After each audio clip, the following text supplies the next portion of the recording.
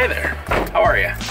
So, you may have read the title at the top of the video and you might be thinking this is a little bit of a rough one, but stay with me. Stick around to the end and hear me out, because this video might not be what you think it is.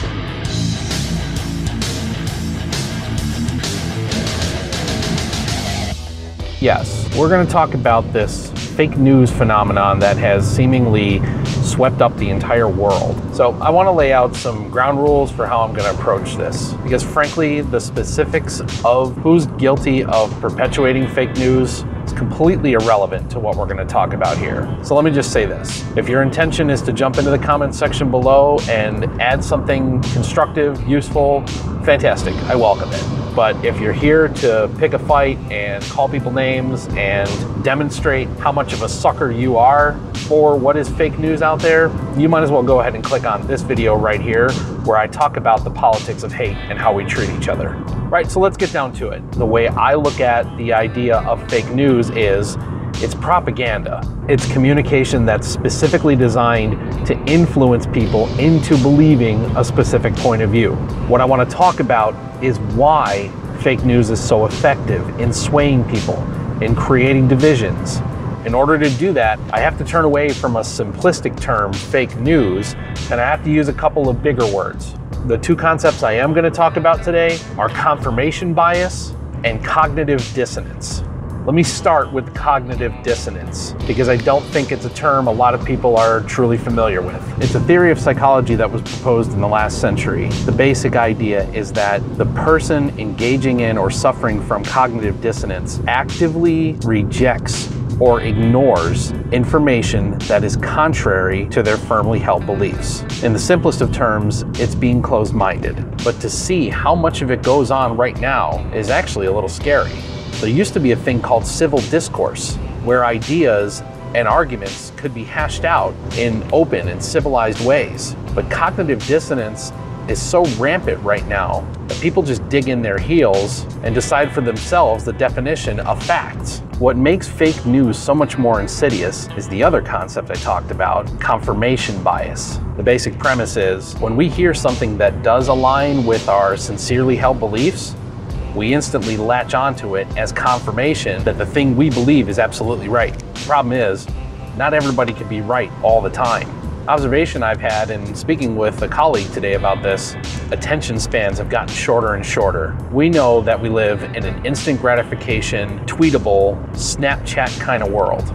We scroll through our feeds and our walls. We see memes and videos and titles that confirm our biases. But it's gotten to the point where people may not even open the article to read this supposed proof that their side is right and the other side is wrong. All they know is an image or a statement or a headline came up that confirms what they think. So let's put these three things together and look at where we are in the world today. There are forces at work in the world who benefit greatly when we're divided. For quite some time now, especially in my country, it's fair to say we've been pretty divided. You have entities that are actively creating fake news to convince us all that the other side is wrong, is out to get us, and has a nefarious agenda. So many of us are falling prey to cognitive dissonance. When the fake news is called out, when provable facts are presented, we reject them because they don't fit our worldview. What we do see are fake news posts that are designed to play on those biases, convince us all that the other side is evil, and because of our own confirmation bias, we fall for it like a bunch of suckers. I'm just going to give you two examples to show you what I'm talking about here. These examples also demonstrate that both sides are falling prey to fake news. Here, you have a tweet from a fake Twitter account. The account was created and owned by a hostile foreign actor who has a vested interest in us being divided against each other. The account appears to represent what is considered by some to be a radical political movement, considered by others to be a positive political movement. The account has tweeted out divisive information that is designed to play against the biases of whoever's looking at it. The folks who may agree with this particular political movement will engage in confirmation bias. They will look at it and say, see, I told you, look how horrible they are. except that the account, the representation, and the statements made are false. They're fake.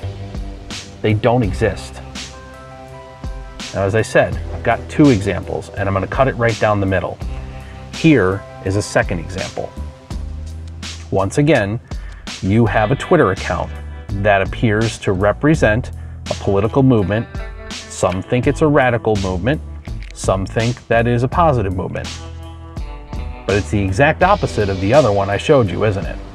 And once again, you have information being presented in this meme by this account that is designed to make the supporters of that movement go, right on, you better believe it, and make the detractors of that movement go, see, I told you, look how horrible they are. Both of those Twitter accounts were created and used by the same hostile foreign actor. That's the truth. This first account has already been shut down by Twitter once it was determined who were the people behind it and what the purpose of the account was. This second account was actually just brought to my attention today. Look very closely at the bottom right-hand corner of the image. The account holder forgot to delete the location that the tweet came from. Both of these are examples of fake news. Both of these are examples of how we have been manipulated through our confirmation bias to believe what they want us to believe. And both of these examples of fake news are counting on both of us to fall prey to cognitive dissonance. For both of us to point fingers at each other and say, see, they're horrible. No, see, they're horrible. Well, there's proof of what I said. Well, there's proof of what I said. Well, that's made up. No, it's not. That's made up. No, it's not. This is what they want. They want us divided. They want us at each other's throats. They want those of you out there who have a different political philosophy than I do to call me names, to demean me, to degrade me. They want me to look at you and insult you and tear you down. And up until this point, we have been allowing it to happen. I hope that you'll take a moment and consider this. Take an objective look at what's going on in the world. Find a way to open your mind, look past the confirmation bias, break out of the cognitive dissonance, and see the fake news that is out there for what it really is. There are no easy answers, and we've fallen pretty far, but I believe that we can come back from this. I hope that you'll find the strength within yourself to recognize why fake news is so effective, and hopefully bring us back together. I appreciate you taking time to hear me out today. I hope that you found the information useful, enlightening, thought-provoking, but I truly hope that you act on it. We may not believe the same things, we may not value the same things, but we all can be one people. If we're just willing to be open-minded and look for areas of agreement rather than areas of division. If you think I did a good job on this video, please, I invite you to subscribe and come along for more of these conversations. Give the video a like and consider sharing this on your social media. As always, my friends, I thank you so much for watching, and I'll see you on the road.